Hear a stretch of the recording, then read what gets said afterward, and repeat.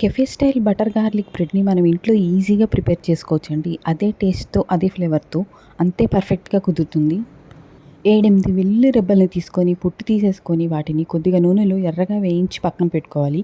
అవి చల్లారిన తర్వాత 50 గ్రామ్స్ బటర్‌ని కూడా తీసుకొని, రెండిటిని కలిపి ఒక బ్లెండర్‌లో వేసి మెత్తగా బ్లెండ్ చేసుకోవాలి.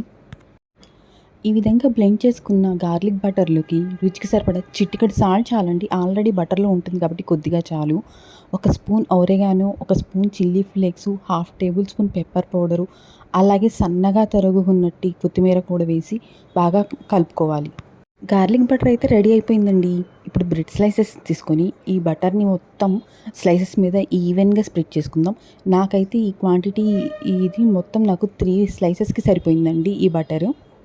మీరు బ్రెడ్ స్లైసెస్‌ని బట్టి బటర్ క్వాంటిటీని కూడా పెంచుకోండి. బటరు, గార్లిక్ క్వాంటిటీని కూడా పెంచుకోవచ్చు. ఫైనల్లీ ఈ బ్రెడ్ స్లైసెస్ మీద గ్రేటెడ్ చీజ్‌ని కూడా పైన స్ప్రెడ్ చేసుకోవాలండి.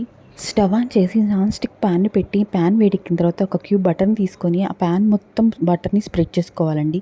చేసిన తర్వాత ఇప్పుడు బ్రెడ్ స్లైసెస్ ఉన్నాయి కదా మనం అప్లై చేసినవి, అవి స్లోగా ఒకదాని తర్వాత ఒకటి 3 పెట్టుకోవాలండి. పెట్టిన తర్వాత ఒక చిన్న గ్లాస్‌లో హాఫ్ వరకు వాటర్‌ని తీసుకొని అదే ప్యాన్‌లో పెట్టి లిడ్ తోటి క్లోజ్ చేసి బ్రెడ్‌ని టోస్ట్ అవ్వనివ్వాలండి.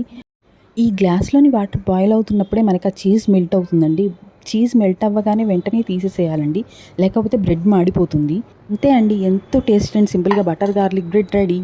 ఇలాంటి మరెన్నో డెలీషియస్ రెసిపీస్ కోసం మన ఛానల్ సబ్స్క్రైబ్ చేసుకోండి.